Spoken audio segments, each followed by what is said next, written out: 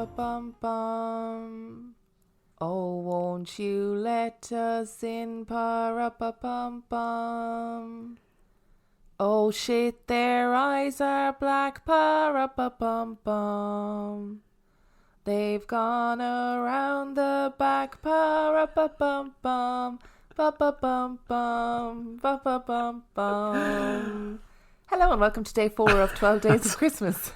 Just so you know, I don't get any heads up as to what the song is going to be. No, I think about them when I'm walking into town. I write a little Christmas carol. I rejig it in my head when I'm walking into town, and then I think, yeah, that'll do. That's good for the episode. Remember, never let them in. Very true. We've got 5 stories for you today. Are you ready for story number 1? Nope.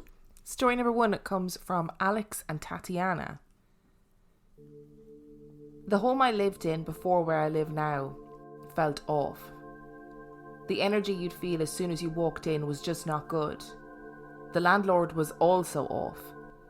She insisted that we could not use the attic or even open it. She had it locked up. One random night I had my very first sleep paralysis. I've always known about it, but never thought it would happen to me. In my room, where the door was, there was a bit of an entrance. So at night it would cast a shadow and look as if there was no door, just a pitch black area. I'm that person that sleeps with the TV on and the volume blasting.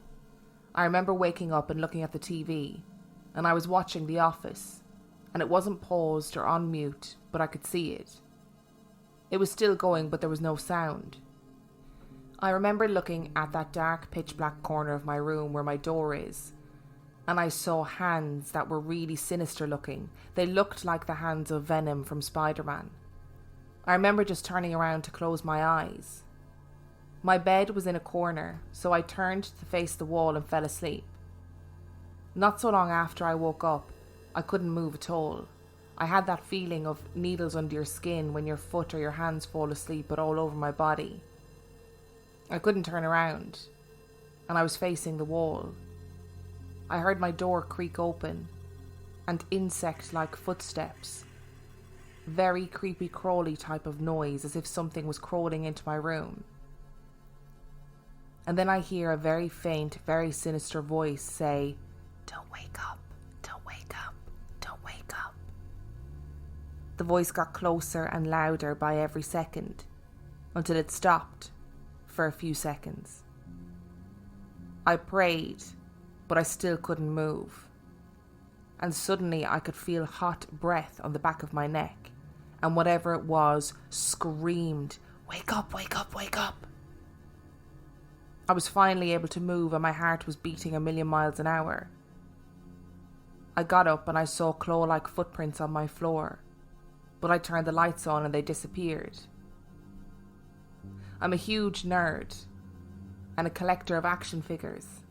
I have bookcases of them all on display. When I noticed the footprints and saw they disappeared, I turned the lights back off and got into bed. But I noticed that all my action figures had moved, and they were all looking straight at me. The one thing I know was that I had them posed a certain way. They were all posed differently, but now they were all looking the same way, right at me. The next day, they were back to the way they were on the bookcases, as if nothing happened. I moved shortly afterwards.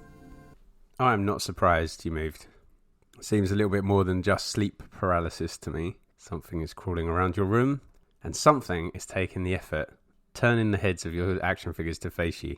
Now, being a little bit of a geek myself, and knowing that when you collect action figures, you collect action figures, that's quite a time-consuming operation to do for a spook. It is very time-consuming. So although I'm not on board with the scaring, to give him a little bit of kudos for taking the time to do something that freaky.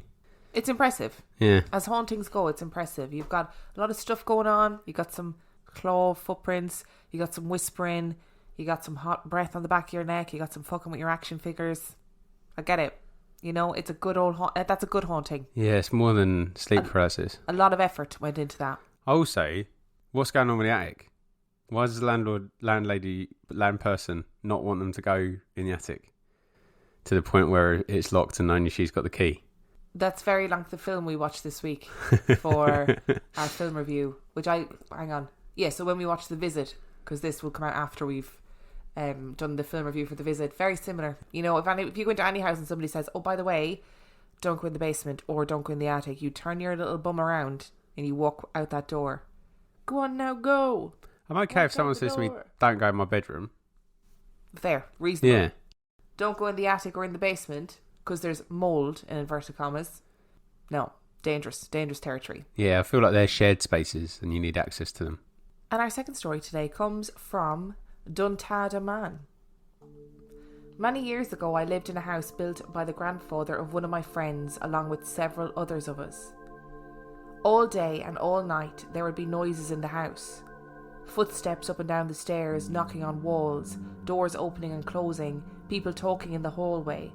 But this was to be expected since there were 6 of us living there. And we always had someone over. Someone was always awake and talking. I could not really ever say with confidence that no one was there when I would hear footsteps at 2 a.m. in the dark because, well, it was dark. Some things I could not explain away, as there being so many people in the house though. Often if you were in the kitchen or living room by yourself, on rare occasions any of us could be by ourselves, you would see someone walk into the room and sit down. I would often start a conversation thinking it was one of the other roommates, and after a few moments realise no one had answered my comments. Looking to where I saw the other person, I would see no one else in the room. I would often catch the others doing this as well, sometimes walking into them talking to themselves for a moment. The strange thing with this is that it was not just visual. You would not just see someone out of the corner of your eye, you would also hear them. You could hear footsteps, the sliding of cloth on skin, even breathing as they sat down. You would know entirely that someone was there. Except that they weren't. Eventually we all got used to that. And personally I would continue talking even if I could not see the other person. I never felt threatened. In fact, over time it became somewhat comforting. It was like having an old friend simply walk in and sit down with you. However, in another part of the house we had very different experiences. There was a den in the back of the house with a fireplace that had been custom built by my friend's uncle for the house. It was a marvel of backyard engineering. It would cycle the air back into the fireplace so that the smoke goes through 2 burns before being released into the chimney, allowing even more heat from the same amount of fuel and assuring a cleaner chimney. It also had a fan that would pull air from a vent behind the chimney into pipes that ran through the fire without opening to it, then blew that air into the living room. The air itself was never exposed directly to fire or smoke, so you could get the full heat of the fire without filling the room with smoke. I mention this because in spite of this, no matter the time of year, there was a spot that was always cold, about 5 feet off to the right of the fireplace and about 6 feet away. One of my roommates claimed to have seen a face of something that was not human peering over his shoulder while watching TV near that spot one night, and refused to ever be in that room alone. I will admit that standing in or near that spot, one would always feel cold, and like someone was watching you, sitting just outside of your sight. I think my roommate was being dramatic though.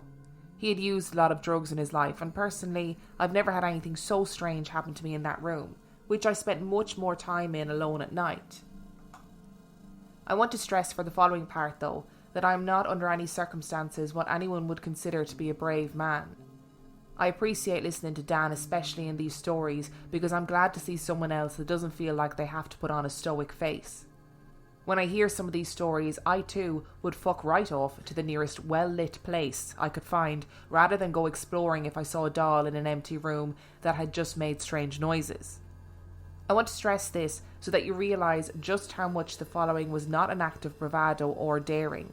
It was an act of complete desperation. One summer we had a heat wave that came with a great deal of humidity. The heat during the day sometimes reached as high as 105. It always at least hovered in the high 90s, and at night it would stay in the 80s or so. After a week of this I was done. I had not slept more than a couple of hours at a stretch, and every time I would do so I would wake up with my sheets drenched in sweat. I would then immediately have to put them in the wash and wait for them to dry while I took a shower so that I would not feel like a filthy slug slithering around in a trail of my own slime. This went on more than just a week. One night I just couldn't take it anymore, and much to my roommate's shock and amusement, I grabbed one of my dry sheets, threw it on a recliner in the back room, and pushed that recliner directly into the creepy spot that was always cold. I'm pretty sure in my sleep-deprived and dehydrated state, I was muttering curses and obscenities under my breath while doing so. I was asked what I was doing, and I stated, "This spot is always colder than the rest of the house. I don't fucking care if it's haunted. If the ghost killed me, then at least I could be hurried into the ground to stay away from this blasted heat." There was a conversation that continued on past this, but I don't recall it. I was so tired and frustrated and annoyed with the heat that as soon as I felt the unsettling chill on my skin, I fell asleep. It had worked. In my sleep-deprived mind, that feeling of unease was a welcome change from constant heat. I found myself waking up fairly often while sleeping in that spot. My roommates were still in the room a couple of times I woke up, but later on I was alone, except for one friend that slept on the couch near to me to make sure I was okay. I had the same dream every time I fell asleep. I would be sitting in the recliner and open my eyes to see a man standing over me. He was pale and wore a white undershirt that we in the States refer to as a wife beater, because we are obviously classy and sophisticated. He was also wearing grey sweatpants. He looked to be in his 30s or so, a little under 6.5 foot tall. He had black hair and a bit of a belly in spite of having thin arms. He would stare down at me, breathing fast, before shouting to me that I was in his space and needed to move. Dream Me was a bit of a prick, and every time we would start trading insults, then punches, then one of us or the other would get the upper hand and pin the other one down. Usually when he pinned me down, he would start choking me, and I would wake up unable to breathe for a short moment. Apparently my roommates thought this was hilarious, that while I was sleeping there in the chair at night, I would sometimes throw a punch or a knee into the air without waking up. The sad part of all this is that I had a better night's sleep in that chair, having dreams about fighting for my life against what I can best describe as Carl from Aqua Teen Hunger Force, than I had the entire previous week. I woke up dry at least for the first time in a while. After I finally got some rest though, I realised how stupid the whole situation was and quickly got up and went back to my room. I bought a really big fan and thankfully never felt desperate enough to try that again. I feel the same way about the cold and would potentially jump into the gates of hell to get warm, so I understand. Yeah, you would. The heat here in England is absolutely not comparable to that at all. And when we have a heat wave, I cannot cope at all. I hate the heat at night time so much. I don't mind it during the day when I'm bopping around, but when I'm trying to sleep at night time, no. I too would sleep in the death spot in order to get that chill. So I understand why you did it. Do you think wife beater man? Oh, we also call them wife beaters here too, by the way. That's an Americanism, though. Is it? Yeah. Oh, I didn't know it was an Americanism. Yeah. Do you think he died in the recliner? I wonder, and he sounds like a terrible, terrible man. Like the man in his dream sounds like an awful man as well. Yeah. So I wonder if he's just a really angry, bitter man that's stuck in that house. Although I guess if you were, if you're tied to the chair that you died in, it must be really frustrating when you go to sit down and someone else is sitting in it. Very frustrating. Like, I mean, my dad has his chair and nobody else sits in that chair. Nobody. And if he walks into the sitting room and somebody's in his chair, they just automatically move out of the chair. There are no words are exchanged. That is my dad's chair and that's that. So I get there's an importance in having your own chair. Yeah. I also have a side on the sofa that I like to sit on, which is very annoying for Dan. Yeah, I don't think that's going to carry over though. Into the next world. No, into the next house. Oh, okay. That sounded vaguely. I think part of the reason you like that side of the sofa in this house is because of where it's situated. Yeah, probably. Yeah. Not a very interesting conversation for our listeners, though. I apologise. I love it. And our third story today comes from Abigail. My parents had bought an old 2-story house in the town that we live. And it turned out that the old lady that lived there had died in what was going to be my parents' bedroom. We ended up buying the house and completely remodelling it and moving in after. We don't know if the remodelling disturbed her spirit or if she was already in the house before we moved in. Little things happened, like hearing footsteps, hearing the sound of cabinets or drawers opening in the kitchen when you were in the other room. Our computer desk was right at the top of the stairs, and I don't know how many times I heard someone coming up the stairs and I would swivel around in my chair and no one would be there. The TV drove us crazy. So many times we would turn it off and it would immediately come back on. We had to turn it off several times before it would stay off. We started saying it was Grandma. That's what we named her because we couldn't think of anything else that it could be. My cat would sometimes walk into the kitchen and just freeze. He would hiss at something. We had a Christmas bear that played music and it went off by itself all the time and scared us. My room was upstairs, and my parents were too lazy to come up the stairs and get me when they needed something, so they bought a wireless doorbell. They had the ringer in my room and the button downstairs. The stupid thing started going off and I would go downstairs and my mom hadn't pushed the button and didn't need me. And it started to go off more and more. I'd had enough. I took the doorbell back down to them because I was done with that thing. And my brother used to think he was so hilarious he would grab the ringer and throw it at me and start pushing the button to make fun of me. It ended up in the junk drawer.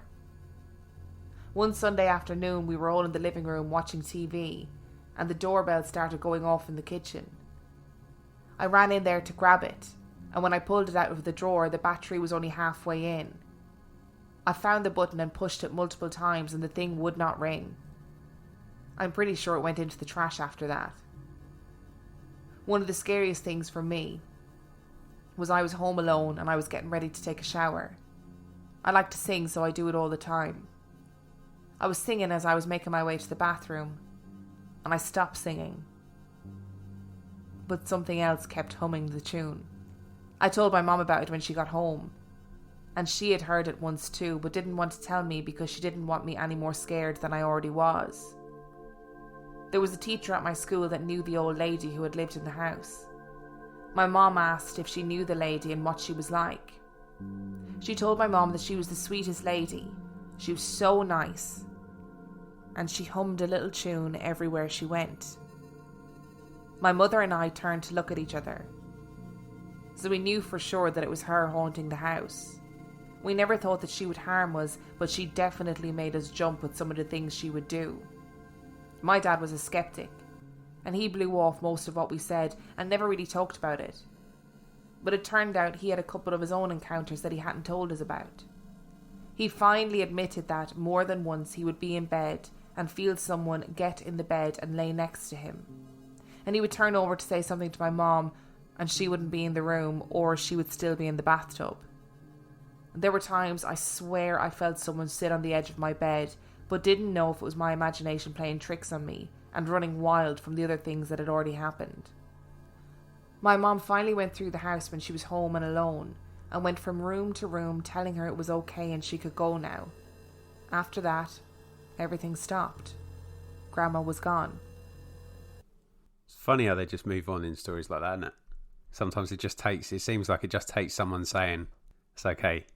And if that is her space, if that was Grandma's space, and suddenly you've got people coming in remodeling, they're changing everything around, there's all these strangers in your space.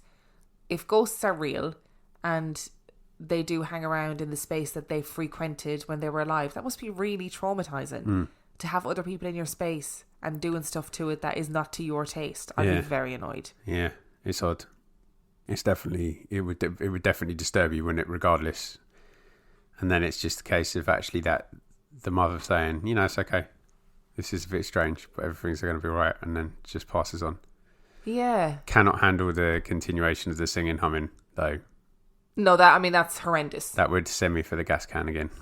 I think I would just, like I've said before, I would melt into a puddle or spontaneously combust. Because I'm similar, I sing all the time. I'm always bopping around singing. And if I stopped singing and I heard someone continue the tune, I would just melt into a puddle. It would be awful. I would hate it. But other than that, she sounds pretty innocuous. Yeah, and it sounds like she's, the humming was just something she did in life. So it wasn't intended to be as creepy as it sounded. No, definitely not. And Whereas I'm sure there's some spirits that would do it to creep you out. I think there would be some comfort to know from that teacher, oh, she was the loveliest old lady and she used to hum all the time. You'd go, okay, it's definitely her. We're good. We can deal with that. We can tell her to move on and hope that helps. And at least you know, she's not evil. She's not doing anything awful. She's just in her home. And our fourth story today comes from Ben. I've been having experiences with ghosts as far back as I can remember. Seeing shadow people, seeing objects moving, hearing noises. At the age of about 9, I was sitting in the living room with my parents watching TV, and I was thirsty, so I decided to go and pour out a glass of lemonade. I decided to also get some ice out of my freezer, which was in the garage. I opened the garage door, and with the small amount of light creeping through the gaps in the garage door, I saw a girl lying on the floor as if she was dead. Upon seeing this, I screamed and ran into the corridor outside my living room, and my parents both came running to me and asked me what was wrong. However, being in a total state of shock, I failed to answer for a few minutes. Finally, I told them, and my dad checked the garage and there was nothing there. I know that you might be thinking from that story that it was a 9-year-old imagining something in the dark. But let me give you some more evidence. Since that first experience, I saw this girl multiple times in my house.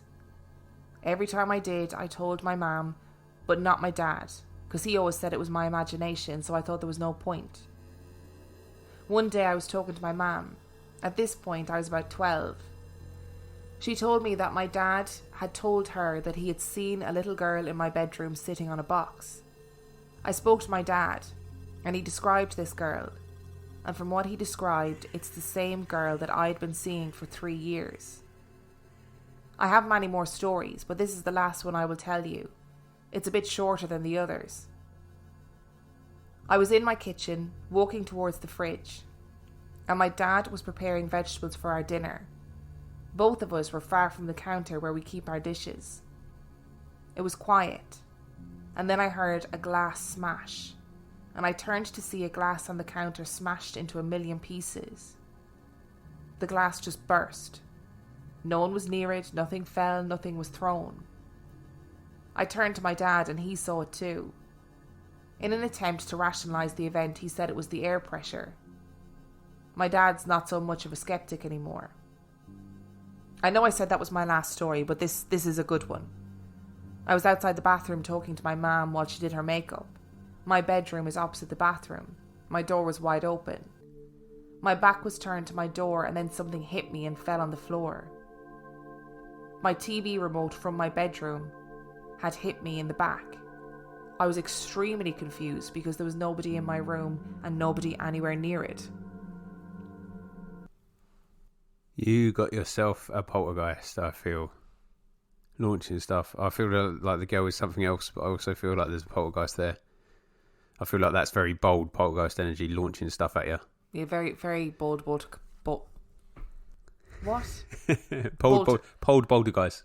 Poltergeist energy. Bold poltergeist. Say it all in one. Yeah. Fine. Nailed it. Cool. We've had a string of horror movie dads in the last couple of listener episodes, as in those dads who are like, nope. Yep. No, we're not. This isn't real. Yep. No, it's all in your imagination.